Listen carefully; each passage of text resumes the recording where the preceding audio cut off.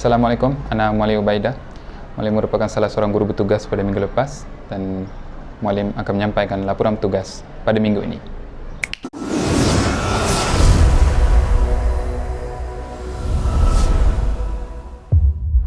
Bersama Muallim, guru-guru lain yang bertugas dengan Muallim adalah Muallim Faris, Muallimah Ruslina, Muallimah Masyitah, Muallimah Amirah Hakim, Muallimah Hidayah, Muallim Abdullah, Muallimah Ismawati, Muallimah Hanisa Hamidan dan juga Muallimah Husna.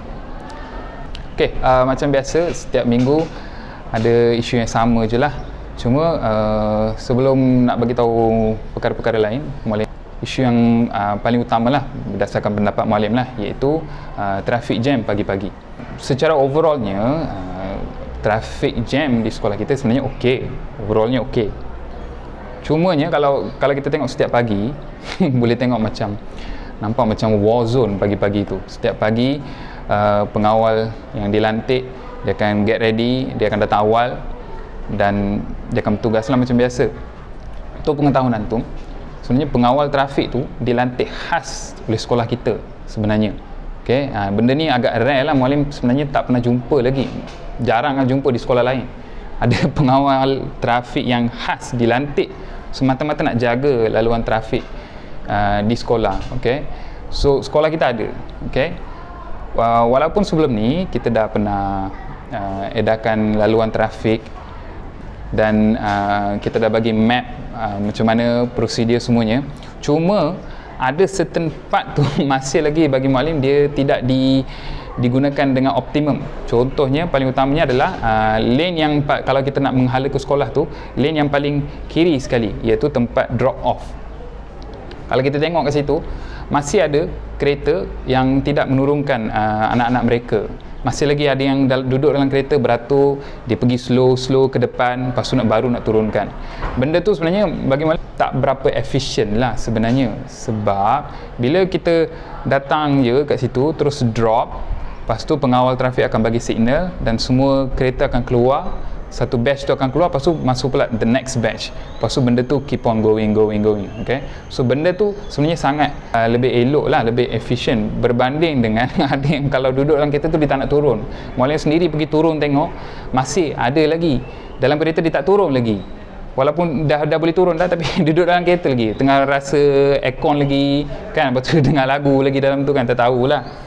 Sepatutnya kalau dah sampai situ turunlah siap-siap, sebab kalau antum perasan trafik dia efek dia sampai mana tahu, dia sampai ke hujung bawah tu dan sampailah dekat trafik, dekat laluan terowong UKM tu, sampai ke situ dia jadi jamnya.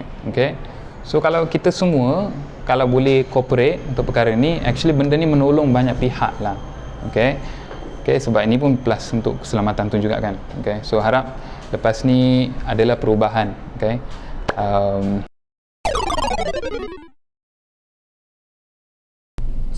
sempena nuzul Quran, pertandingan tilawah telah diadakan yang diketuai oleh Muallim Syakirin dengan tim beliau, iaitu unit Musalla, dan juga ada disertakan sekali dengan pertandingan poster. So syabas dan tahniah kepada Muallim Syakirin sebab baru first year join dapat handle satu program besar. So benda tu truly amazing, tahniah.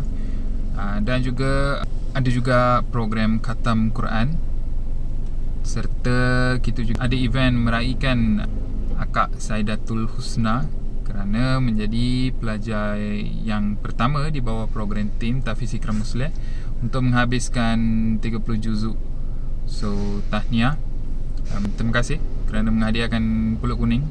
Semoga anti menjadi hafizah yang berjaya in the future dan juga dapat mengharumkan nama ibu dan ayah, nama sekolah.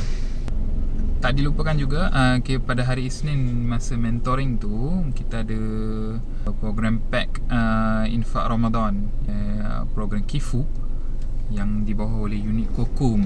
Okay, so kelas-kelas telah sediakan hamper untuk diserahkan kepada penduduk yang memerlukan di kawasan sekitar kampus Sungai Tangkas, di kawasan sekolah kita. program yang sangat bagus. So, dapat menggalakkan kita semua untuk berjumpa dengan orang sekeliling, untuk menunjukkan yang kita ni, kita prihatin terhadap mereka, dapat mendidik kita supaya kita kena korbankan sedikit daripada harta kita untuk mereka. So sangat bagus. Cumanya cadangan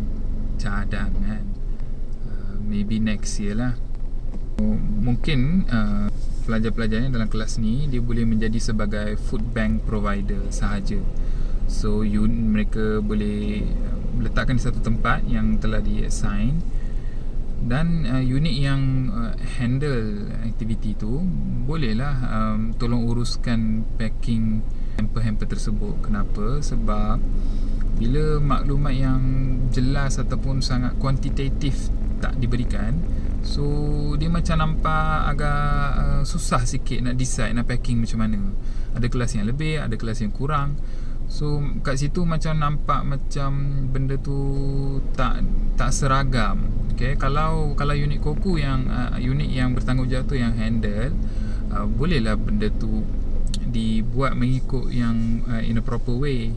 Contohnya mereka letak hamper tu semua dengan kuantiti yang sama, dengan gabungkan semua yang telah dibawa oleh pelajar-pelajar tu. So tu sekadar cadangan lah.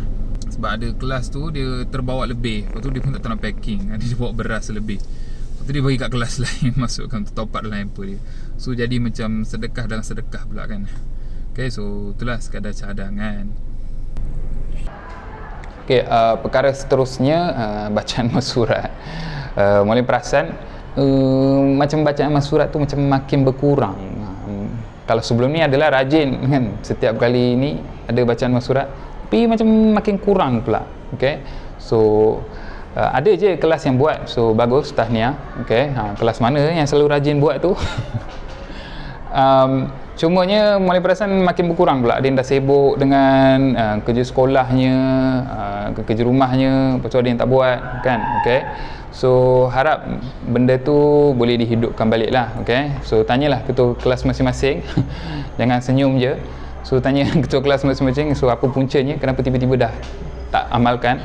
Sebab kita buat ni bukan untuk dalam bulan ni je kan. Okay, so mungkin lepas dah habis bulan puasa nanti, mungkin kita boleh buat seminggu sekali ke pada hari Jumaat ke. Okay, so, tapi at least kita kenalah hidupkan dalam bulan ni supaya sebagai satu amalan tabiat dan juga memperingati kawan-kawan yang lain.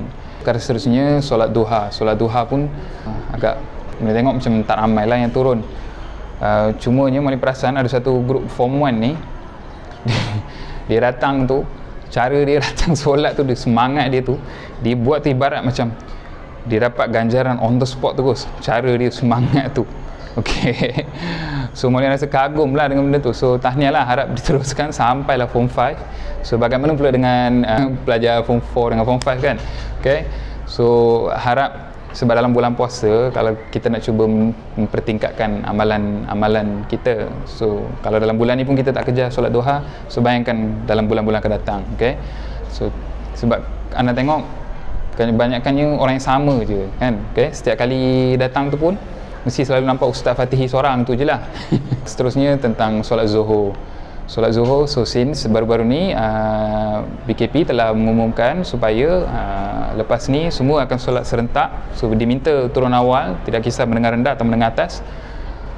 Tapi macam mana pun, macam biasa ada juga yang lenggak-lenggok, jalan slow-slow pergi ambil air sembahyang, tak ready lagi. Ada yang tengah sembang lagi, bila dah duduk di soft tu pula bersembang lagi.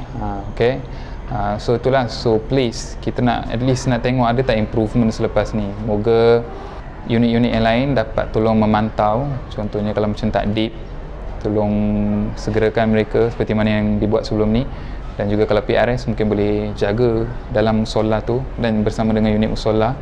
Cumanya ada satu lah, boleh nak tegur sikit. Baru-baru ni dia ada seorang ketua, dia bagi tahu supaya keluar di musola dengan cepat. Okay, so cuma yang tu lah, sebab kita nak jaga physical distancing. Okay, so bagi mereka ruang masa untuk keluar secara berkala lah. Okay, kalau boleh kita nak jaga physical distancing tu. Okay, supaya sekiranya ada kes COVID tu tidaklah merebak kepada semua orang. Dan seterusnya banat beratur panjang di tandas. Walaupun dah ada jadual, telah dijadualkan di tandas-tandas tertentu, tapi still masih ada lagi yang beratur panjang. Muallim pun tak tahu apa punca dia sebenarnya. Cuma sebab beratur panjang kan benda tu membazir masa dan meletihkan. Tambah pula bulan puasa, panas lagi. Apa yang muallim boleh bagi tahu, kalau ada masa sebelum tu, waktu PDP tu, kalau boleh cuba pergi keluar dan settlekan. Sekiranya kalau nak guna tandas lah, tapi kalau nak ambil air semayang tak boleh lah lagi kan. Ataupun tolong bagi tahu ada tak tandas-tandas di dalam tandas-tandas kat mana lagi, kita akan musolah. Tolong maklumkan kalau ada tandas-tandas yang rosak. So mungkin itu menjadi faktor ke untuk sebab ramai beratur, ataupun boleh bagi tahu pengawas yang menjaga kat situ ataupun kepada guru-guru kalau antum ada solusi yang lebih baik. Contohnya muallim dapat tahu daripada banat-banat ni, dia bagi tahu yang dibenarkan dalam tu adalah hanya 7 hingga 8 orang. Tapi banat tu ada ceritakan sebenarnya boleh je sampai 12 orang dengan menjaga physical distancing, sebab bukan semua yang guna tandas ada yang nak ambil air semayang je. Okay. So harap benda ni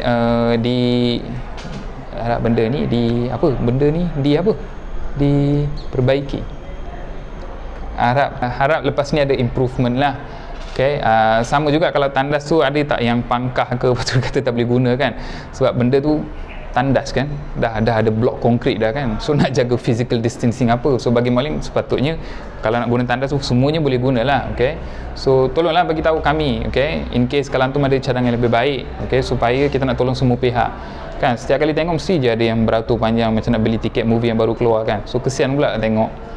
Okay, akhir sekali sebelum muallim mengakhiri ucapan muallim yang panjang lebar ni, baru-baru ni ada isu viral di media sosial. Seorang pelajar dia telah post tentang buat isu lawak jenaka tentang di sekolah, dan pelajar tu boleh tengok last kali tengok masa dia upload video TikTok dia dekat Twitter, tengok dia ada follower dekat 200 lebih. Sekarang rasanya dah cecah 15,000 lebih follower dia. So benda ni dah viral satu Malaysia. Okay. Bagi muallim, ya betul, sepatutnya benda tu tak patut buat lawak atau jenaka sampai tahap macam tu. Janganlah kita mempersendakan atau menghina kaum wanita, sebab mereka lah yang melahirkan kita kat dunia ni. Okay? So hormatilah mereka seperti mana kita menghormati ibu kita sendiri. Okay? So itu sahaja daripada muallim. Muallim minta maaf terhadap apa kata-kata. Muallim minta maaf. Muallim minta maaf pada bahagian yang muallim tersilap kata. Jika ada muallim jika memang kena jika macam tu. Yang tu rasa macam tak jujur pula. Muallim minta maaf sekiranya tersalah kata. So itu sahaja daripada muallim. Sekiranya anda suka menonton rakaman ni, sila datang balik lepas habis live streaming ni, boleh bagi like atau dan juga sila follow Facebook sekolah kita. Itu sahaja daripada muallim. Terima kasih lagi sekali kerana menonton. Terima kasih kepada unit Quartermaster. Make sure to stay in class, stay home, stay safe and stay online.